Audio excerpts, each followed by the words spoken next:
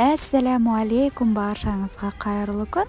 Біз бүгін ерекше дәмді түрік наны семит дайындайтын боламыз. Видеоны соңына дейін көріңіздер.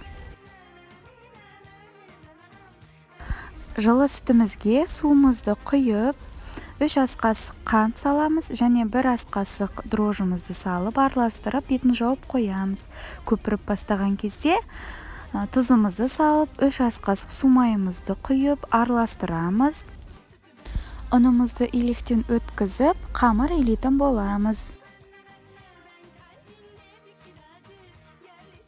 Қамырымыздың бетіне су май жағып, бетін жауып, жылы жерге 1-1,5 сағатқа қойып қоямыз.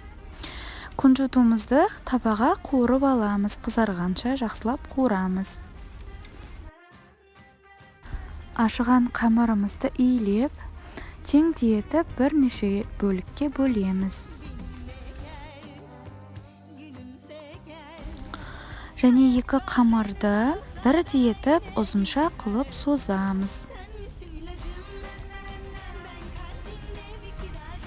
Бірдей созылған қамырларымызды видеодағыдай айналдырып өріп шығамыз.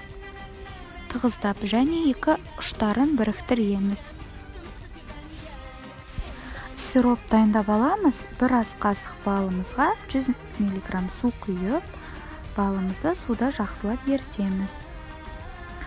Және нанымызды бірінші сиропымызға, одан кейін күнжутуымызға салып, духовкамыздың табағына қоямыз.